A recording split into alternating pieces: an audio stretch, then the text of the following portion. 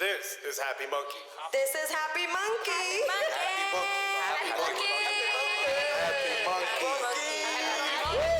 This is Happy Monkey.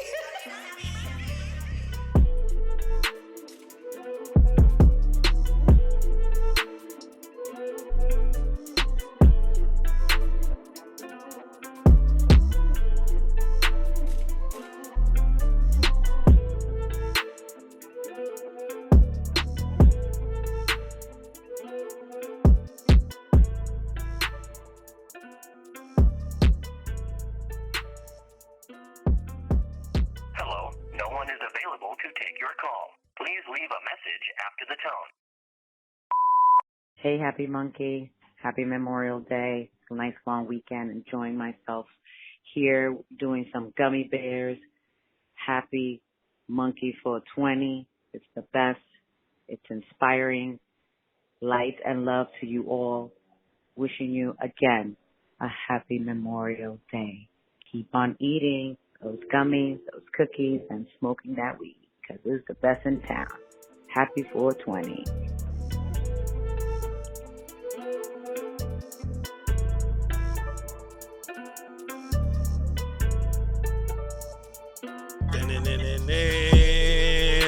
The Happy Monkey Podcast today. We got a very special live and living, basically entrepreneur, athlete, and a big supporter of the Happy Monkey family, man. I can't believe this man take his time and come and holler at us, poor little us in New York, definitely. You want to add to this? Yeah, man. Absolutely This gracious is this introduction? gentleman is, an inspiration to the culture. As an athlete, as an entrepreneur. Yes, but sir. most importantly, he's my brother from another mother. Yes, sir. Wilson Chandler. Yes, sir. To the boulevard, brother. What's good, big homie? What's up, man? How y'all doing? Y'all good? Everything is good, big homie. Let them know let them know everybody who you are, where they can find you on Instagram and all the good stuff. Instagram tag IllWill, ILLWIL21. And, Wilson Chandler, Brooklyn Nets, Greenstone, a.k.a. under company Viola. So, I'm here. Yes, sir. Yes, sir. So how you doing, King, man? We know that you a globetrotter, man. So where you at now, man? We know you live on a plane, man. Every time I talk to you, in a different place. Yeah, I'm in L.A. right now. I'm isolating over here. About to start working out once they let up. So get ready. The season start back. Copy.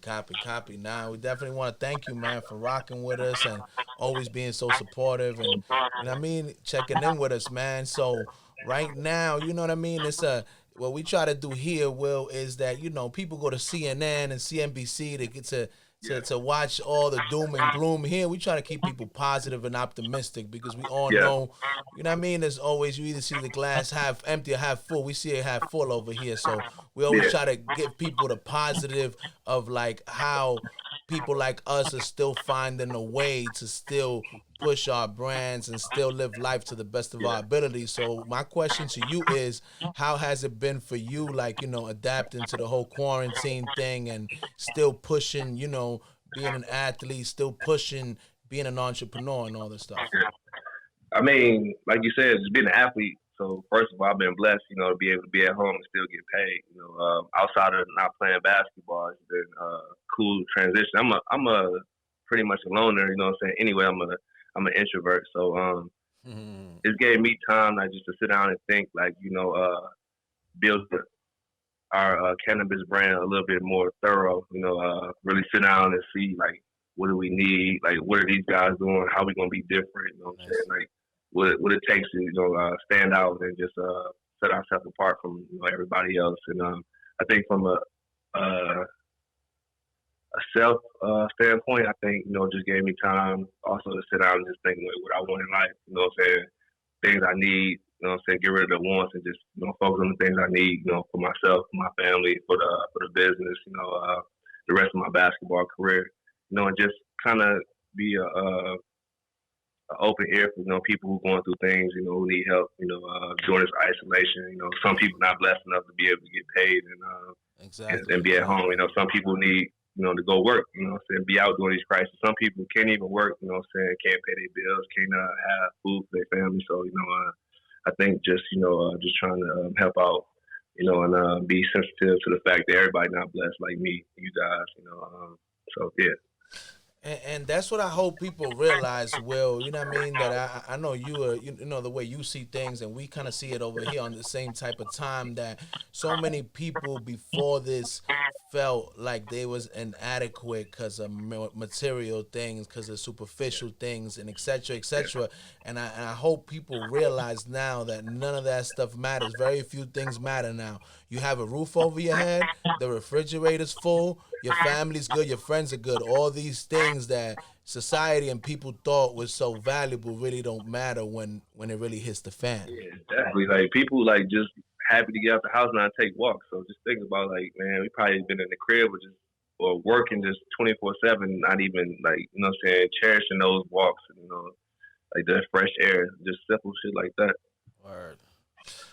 Somebody told me something because, here, like I said, man, this ain't Barbara Walters. This ain't 2020. We want to get different sides of Will that everybody else don't get. Yeah, somebody told me, we do our research over here that you also, because we are also in our own way. I know you seen that when you've been to the spotlight, we have a lot of different art and stuff. We come out with a lot of different renditions of the monkey and stuff like that. So I heard that you are a collector of art and are really knowledgeable in the art world. Tell us a little about that. Come on, I do my research, man. I'm not Walter Cronkite, but I do my thing. Oh shit! Yeah, in fact, I mess around with the art heavy, for sure. And I think like art is like different for everybody. We sometimes we get caught up into like what's good art and what's bad art and like who this person is and who that person is, but art is different for everybody, no matter, especially being in New York, Y'all, it's like culture is like king in New York, what I'm saying? Y'all had the graffiti, which was frowned upon at one point in time, but, like a lot of good artists took graffiti and flipped it and made it high-end art, you know what I'm saying? And a lot of the artists back then, like, when I seen Bad Five Freddy at y'all guys' spot one time. Yeah, that's for the last Prisoner Project event. You was there. You was here for that. I watched a lot of documentaries, and he was on the Radio Child with John Michelle Basquiat, and he was saying how like those guys are so like into like the whole graffiti scene, but they never went uptown to Harlem. They never was in the Bronx, you know what I'm saying? And both them crowds wanted to intertwine with each other, you know what I'm saying? So I think like art is pretty much like what makes you feel away, you know what I'm saying? What you like. Opposed to like what people say, like what's the vibe and shit like that. Mm-hmm. Yeah. We also did our research, Will, and we know that you were born and raised in Michigan, right? Yeah. So tell us a little bit about how was that, and then tell us a little bit about, like how the cannabis scene was when you saw growing up and what you heard about it and what you didn't. Yeah, so what you compare it to now, because now it's recreationally legal. Yeah, facts. So pretty much my family, just like a lot of people's families, migrated, either if y'all migrated from the islands to America up north, but my family came from down south. My grandmother's family was from Arkansas. My grandfather was from Missouri and Mississippi. So they came up pretty much during that factory boom right after slavery, the Jim Crow era. They moved up, to work in the factories in Gary first, and then Michigan second, in a small town called Ben Harbor. And they had the car factories, they was making parts for GM and Ford and shit like that. So it was like that was the thing back then. That the industry was booming. So that's how my family got to Michigan. And as far as that drug scene, not drug scene. Sorry about that. The marijuana scene. I was born in '87, so I was born in that era of war on drugs. Mm-hmm. Yeah. And they put marijuana into that category. You know what I'm saying? So a lot of people was getting like arrested for like small bags of weed, joint of weed, dime bag. You know what I'm saying? Like a pound of weed. It's a guy right now. I forget his name, but he's been locked up since the mid '90s. He's locked up right now in Michigan for 60 years. You know what I'm saying? And weed is wrecked. You know what I'm saying? In Michigan, but he's still locked up. You know what I'm saying? He had 10 pounds of weed. Crazy. You know what I mean? So I grew up in that time where like people like was like pretty much was smoking, you know what I'm saying, and selling, but it was like people was afraid at the same time because you can go to jail for this shit for a long time. What part of Michigan, Will? It's a small town called Ben Harbor. It's on the west side of the state. It's kind of like central to everything. Hour and a half to Chicago, 2.5 to Detroit, 2 to Indianapolis, 30 minutes from Notre Dame. Like so, it's kind of central to a lot of different places. So it's right off a major highway. So it's like we had people, coming in and out, and it's right on Lake Michigan. So, and it was pretty much 98% black town, pretty poor town. Schools were pretty bad. So, kind of similar to like areas, in New York City and all these other different cities, but it was just a small town. Yeah. So we ask everybody, Will, and I'm interested to know your story because, we always like to talk about how the romance became and how your first experience was. Well, walk us through your first situation when you first smoked weed in your life. I think the first time, man, it was crazy. I think I was in high school, and we had chipped in. We all got like 2 dime bags of weed. And we was hotboxing in the car, me and my homeboys. I had went down to Indiana to stay with my mom. Cause I grew up with my grandma and my grandfather. And I had went down to stay with my mom for a year. And I ended up moving back to Michigan. And my first 2 days back, this is my first time smoking. And I was going through a little, situation with my mom. So I came back and I was a little stressed. So we hustled up on some weed, and we was hotboxing in the car. Me and 4 of my homeboys in the car, and parked outside one of my homeboys' crib. Walk us through that. What was it? Was it a joint? Was it some what kind of weed was it? No, it wasn't a joint. That was that was right after the joint era. We was smoking. And I don't know how everywhere else. I know in New York, y'all had the Dutchess and the Phillies, but we smoked cigarillos. That's what we want to know. You see, we want to know your style of flow. What was happening in Michigan at the time and moment? Yeah, Swisher Sweets was like a big thing, and then the cigarillos that came out, especially if you ain't had that much money, you could roll up a skimpy, what I mean? So we smoked out of cigarillos. That was our thing back then. Do you remember what strain was it? You remember what kind of weed was it? Was it some dirt? Was it some Oh, it was some bullshit for sure. That's what it was at that time. First time smoking, you don't know bullshit though. You just hot, you know what I mean? And in that era, there wasn't a lot of options anyway, Yeah. Yeah, people people had. Hydro, they strains wasn't it wasn't a big thing. You had a few strains, some people had Kush, some people had shit like that. Haze was like a thing, but for the most part though, now you got so much access to so much good weed, especially in New York or LA, cause there's so many people and there's so much transactions. You got good weed, Midwest. Even now it's still hard to get good weed out there. Crazy. So that's kind of what we want to do. We want to bring the best to Michigan. What you can get at LA, you can have that right there. So that was my next question. Will, you know what I mean? Because we know that you spent a lot of your adult life, focusing on being an athlete. What was the epiphany when you said, I'm gonna go into the cannabis business as far as the cannabis industry? It's crazy because I wasn't even thinking about it. Al, you good friends with Al. Yeah. Shout out to Al and Viola. That's the homie, man. Shout out to Al Harrington for sure. That's the sir. godfather. But he had, we was teammates in New York when he was with the Knicks for that time. And then he left and went to Denver. He signed a contract with Denver. And then later that next season, I got traded to Denver. So we was teammates again.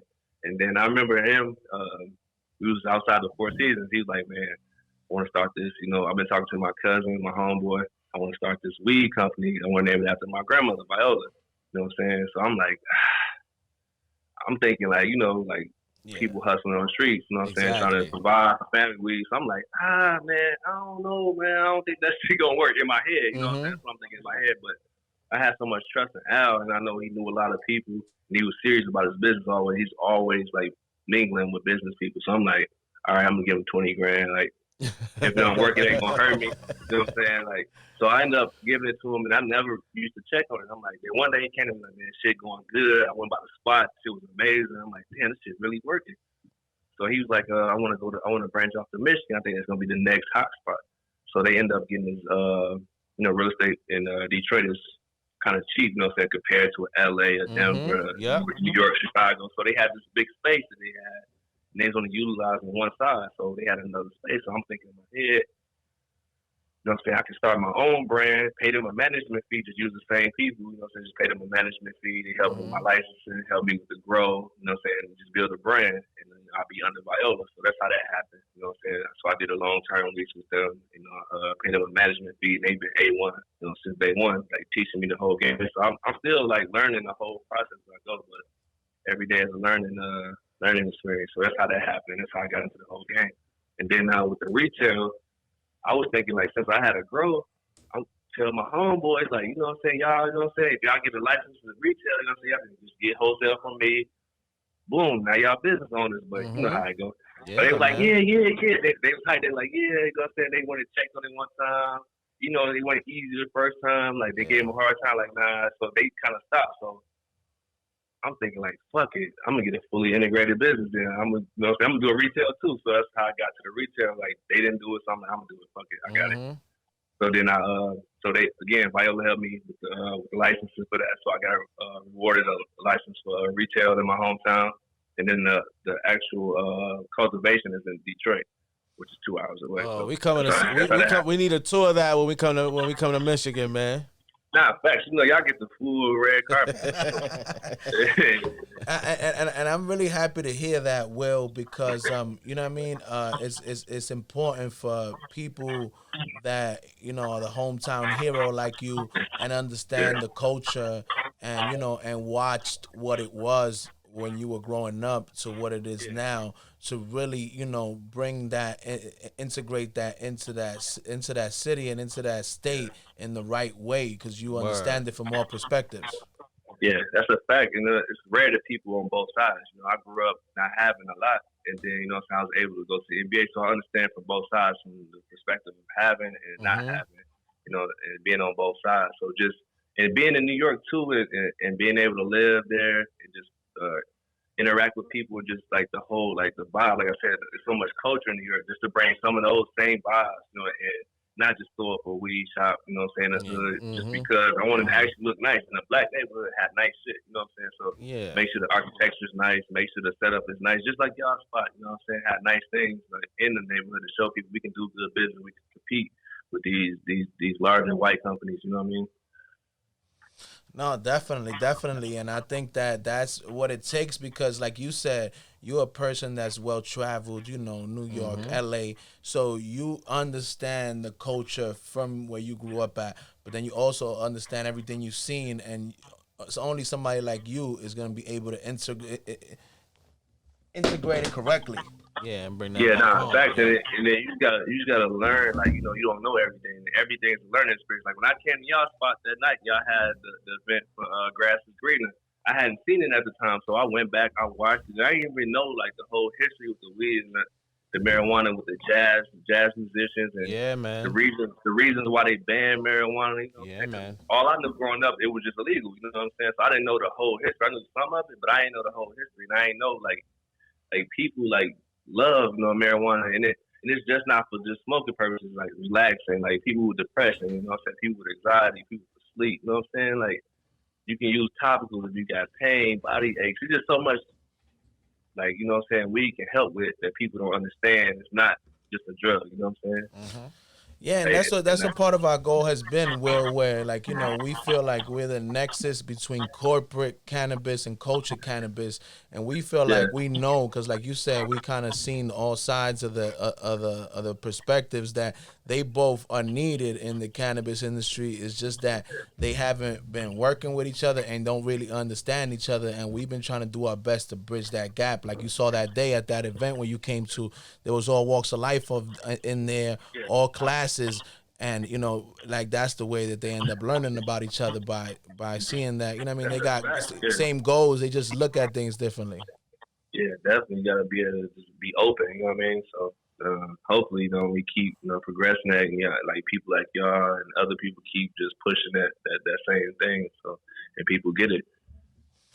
I wanted to ask you about something, because I haven't seen many people that have been able to navigate these waters like you did. I saw that in 2010 you had a small incident with cannabis, and like you didn't let it affect your career or anything. You kept it moving, and it didn't really phase you. So I wanted you to elaborate a little bit about that. Man, basically, like, that's the thing, like when you get put in these positions and people look at you a certain way, they feel like you got to carry yourself a certain way, and partly it's true, but they don't understand, like, people come from these environments, what I'm saying, it takes time, what I'm saying, to change your mindset and change certain shit. So at that time, no, I was still hanging out in the neighborhood. And I still had, you know what I'm saying, my friends, you know what I'm saying. I still, like, it was shit that I had, that, you know what I'm saying, I had to let go and I had to learn. I had to go through shit. So at the time, you know, one of my friends, you know, he was selling weed, you know what I'm saying? So, and I had another friend who sold weed. So, you know, I linked them both together, you know what I'm saying? And they, you know, they went to buy weed and it was just, I was a middleman thing at the time. So, what happened was they didn't know each other. Which is now super legal in the same right, you know which is crazy. Super legal. Yeah, and to clear it up, I wasn't selling weed. Right. But you know what I'm saying, they didn't know each other at the time. Now I just, you know what I'm saying, hooked them up with each other. And I called myself looking out for my homeboys that I kind of grew up with. And I went with them. I met them over there just so the other guy wouldn't try to, you know, scam them or rob them or whatever. You know what I'm saying? Like, we from Michigan, they from New York. Yeah. You know what I'm saying? So that's how I got even caught over there. The weed I had was like a little bit of weed I was smoking, and I ended up leaving from over there. Like, after I introduced them, I left, and I was going on my way home. The police pulled me over, and I didn't have my light on automatic at the time, so I didn't even know my light. You know, I was high, so I didn't know my license was on. So, and they pulled me over, and it was one of those cops. You know what I'm saying? He was pretty much an attention seeker. You know what I'm saying? Could have easily let me go. I ain't really have shit. You know what I'm saying? Took me to the precinct. I was in there overnight. You know what I'm saying? Then I get out the next night. He sold the story to like Daily News, Times, like all the newspapers, and pretty much it wasn't even really a big deal. And I got to court. I went to court a few weeks later, and they threw that shit out. You know what I'm saying? So you know what I'm saying? But it was just the whole thing that it was in every paper, and it seemed it was something blew it out of proportion. Really yeah. So when I you know what I'm saying? So at that time, once they threw it out, you know, I'm like, I dodged the bullet. You know, I got to learn my lesson. So that's how I kind of like tighten up. You know what I mean? Just who I'm with, what I'm doing, making sure I'm, you know what I'm saying, safe as possible. So kind of learn from that situation, pretty much. You know, and you know, like you said, everything is legal now, pretty much. So it's like we don't have to, and it should have been legal then. I feel like we get in trouble for a lot of shit that should be legal. You know what I'm saying? It should be a good thing to do. You know what I mean? But you know, this country is fucked up. You know what I mean? What do you think from then to now, because that was 10 years ago, as far as like sports in the NBA, the way that cannabis is looked at, do you think that they've progressed a little bit as far as like easing up on that stuff? And I think in the last year, it's opened up a lot, you know, eased up a lot. You know, football is not testing for it, baseball is not testing for it, you know, and people are like looking for treatments for it, like for depression and all these other things or whatever, different type of illnesses. Like, so I think like everybody's opening up. You know, the thing is like the government. You know, like how are they gonna get their slice of the pie? So I think that's what's holding everything up. You know what I mean? The government always holds everything up. You know, it's like history. Like, you know what I'm saying? Alcohol was legal. Running numbers was illegal. Like, once they figure out how to get their bigger slice of the pie and give us the crumbs, like, it's gonna be legal. Well said, my brother. That's the hypocrisy of the democracy. And so, you know, as far as like medically, because you being an athlete, what do you think? How do you think it like it also not just the THC but the CBD? How have you seen it like help athletes as far as recovery and injuries? What have you seen that you've seen it do good in that in sports? I think Al is not the biggest advocate, one of the biggest, because, you know, he had at one point in time, he had like 6 surgeries in a row on that one knee, you know, in his career in Denver. He was fucked up. You know, when you had those surgeries, they give you all these Vicodins, Percocets, all that shit.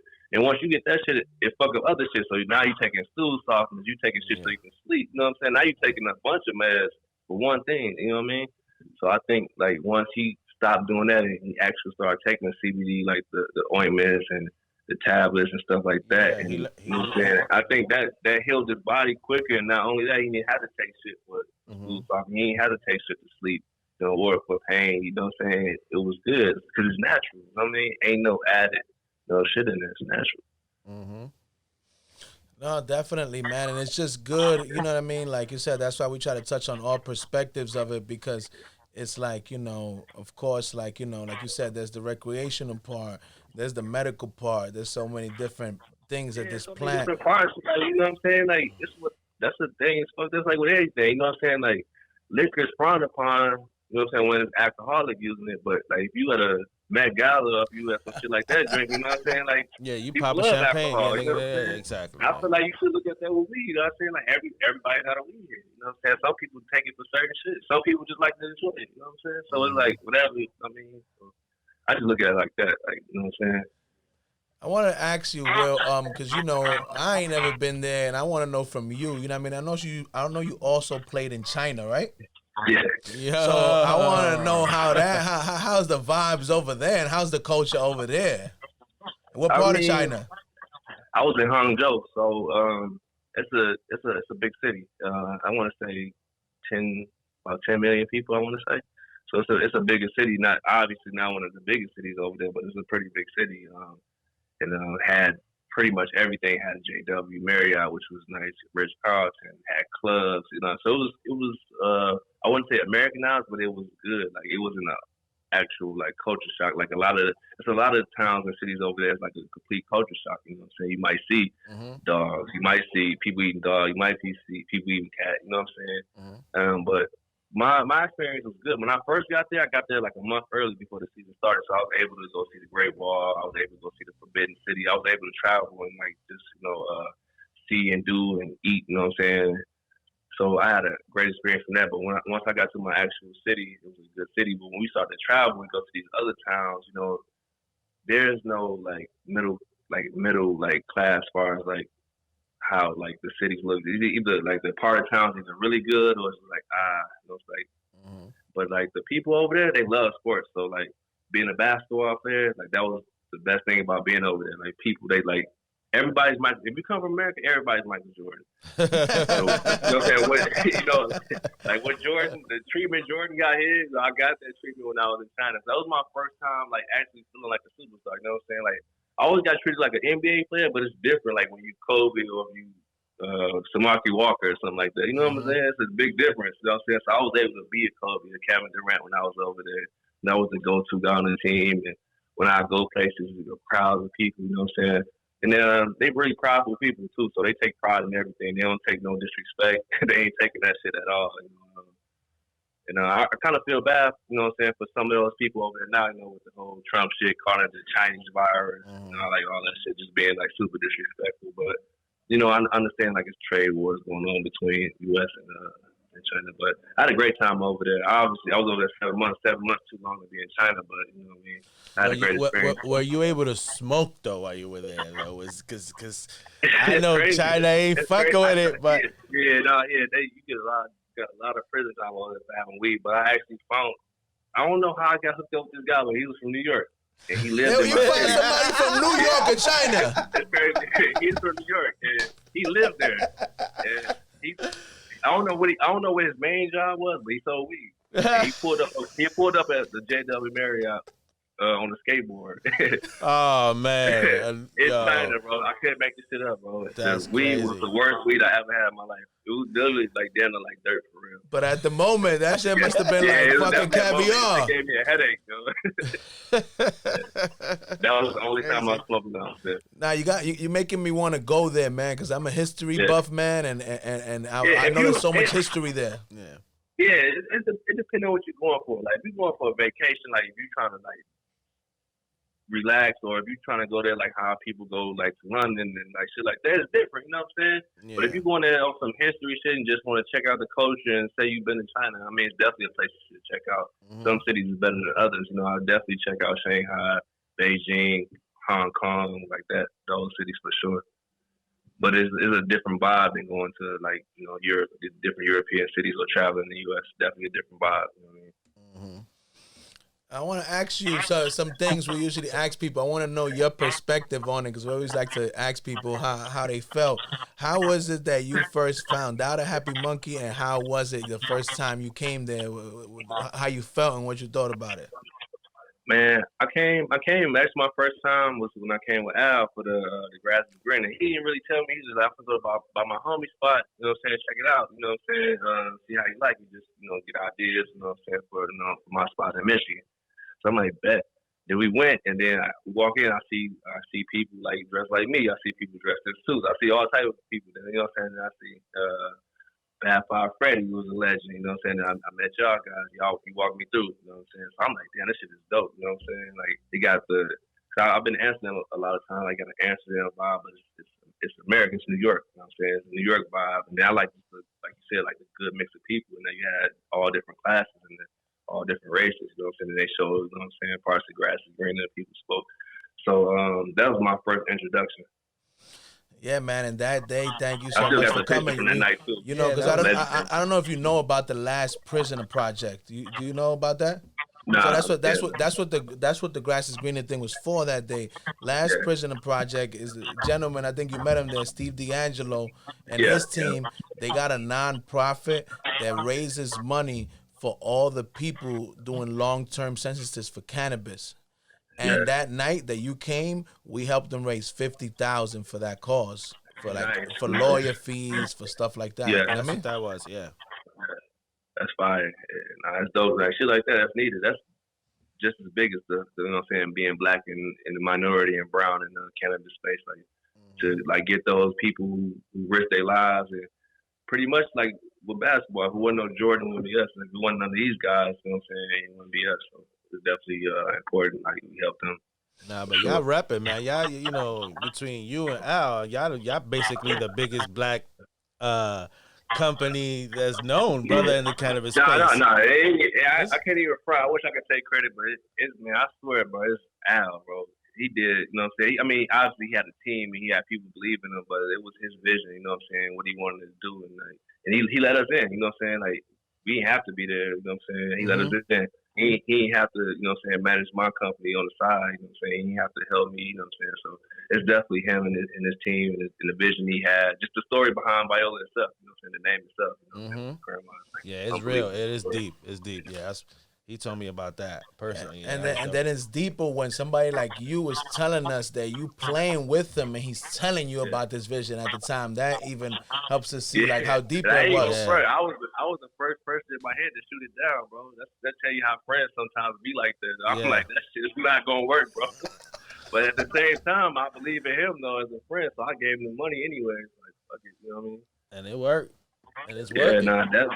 Al's definitely an inspiration to us, and you know what I mean, and to the culture. Like, you know, to see that, you know, people that look like us and come from places like we come from can, you know, really put on like that. You know what I mean? So I think that he's definitely made a big path for the culture and for people, you know, minorities to see that it's possible. Yeah, for sure. Major business, bro. It's just not like a weed company like people think. Yeah, business, nah. Yeah. This shit is fly. This shit is fly shit, bro. This shit fly. We went to his party in 2018 joint in Vegas. Yeah, he had an MJ Biz. He had one of the after parties. Yeah. I haven't made a party yet, but it's always kind of during the season. We got some training going on, but I always get the pictures and I see everything's always nice. I got to see one of the events in the All-Star though. I didn't get to go to the party, but I was at an event at Soul House right before the party. I just had to go home to see the kids and all that. But even that was amazing. Yeah, my man, I'll be having the fly joints, boy. Yeah, fly parties, yeah. So it's time, Will, for the $1 million question. We ask every guest that's ever been on Happy Monkey, and we want to ask you because, you know, you're an intellectual, you know, well-traveled man, so we want to know your perspective. If you had to describe Happy Monkey, the brand, the movement, the place, everything you know about it in one word, what would it be and why? One word? One word. One word. I would say universal. Nobody ever used that one before. Why universal? Yeah. Just because it's just a mix of different shit. You know what I'm saying? You obviously got the weed. You know what I'm saying? You got a lounge spot. You know what I'm saying? You got good music. You got good people working there, which makes the business go. You got the art. You know what I'm saying? So you got the TV. So if you want to watch sports, you know what I'm saying? So you got a good mix of everything. You know what I'm saying? It's not just one thing. Like if you came there, you wouldn't off top know it was you know what I'm saying, retail. You know what I'm saying? Cannabis retail. You know what I'm saying? You think it's a lounge spot. You think it's an art gallery, a studio. You know what I'm saying? You got a studio in there. You know what I'm saying? All type of shit in there. It's like universal. Nah, man. Thank you for those kind words, man. And like you said, like the brother said, for always supporting us and believing in us. And now what we want you to do is we wanted you to tell the people, like, what should they look forward to from Will for 2020 now in the future and your company and anything else and where to find you. So pretty much right now, we incremental steps. So right now it's just like, That's you know what I'm right, saying, that's- building out the cultivation. So, I just got the architectural drawings back for that. So we bid it out, you know what I'm saying? We start with that. And then, like I said, I got awarded my my retail license in my hometown, Mid Harbor, Michigan. So and we got Congrats to the that. architectural drawings for that. So we got our zone permit use here, like the first of the month. So right after that, pretty much when we hit the ground running and do the build out, which wouldn't be too much because I own the building already prior to this, before the cannabis stuff. So and the company's called Greenstone Wellness. So that's everything. Then we're just trying to work on strategic partnerships and how to get different strains and different companies. Let's just get licensed to grow their stuff in our spot. Just try to build it where it's a company, black owned company. We got black and brown working together and just trying to build from there. Well, brother, it's been an honor and a pleasure, Hell man. yeah, yes, sir. We know you're a busy man. And Yeah, for you to appreciate take our it. time to come on the boulevard and rock with us means a lot to us, man. And Yes, sir. thank you for sharing all your insight and all the amazing things you're doing for the culture and the industry. Nah, for sure, man. I appreciate y'all having me and always showing love, on here, and not just here, just even when I'm in New York, just welcome me to y'all space, just showing me around, just treat me like family when I'm there. I definitely appreciate it. Absolutely, my brother. It's all love, my brother Ill Will. Thank you for coming on the Happy Monkey Show on the Boulevard. It was crazy dope. Yes, sir. Definitely a pleasure, everybody. Shout out to everybody out there, Detroit, Michigan, and all our peoples out there. Definitely coming soon to see you. That's a fact. Yeah, man. This is dope, man. So y'all already know, man. We gave y'all a good one today, man. Y'all got to see a little bit about my brother Ill Will's travel from athlete to entrepreneur in the cannabis industry. We know, ladies and gentlemen, out there, some tough times right now, but you always got to remember you're too blessed to be stressed. Things that get greater later. Yes, sir. For now, checking out here from the Boulevard, Vlad and Ramon. You already know. Peace, love, and happiness, people. Peace. For sure. What's good, everybody? This is your nigga Ralph, trying to keep you fresh with the info from Happy Monkey every single podcast. You already know what it is. If you haven't followed us yet, follow us on Instagram at HappyMonkey_ or Happy Monkey Goodies. Now remember, that's monkey with a U. Also, if you haven't checked us out, we're on YouTube. So check out our channel, Happy Monkey TV. Keep us current, live, and everything with the culture.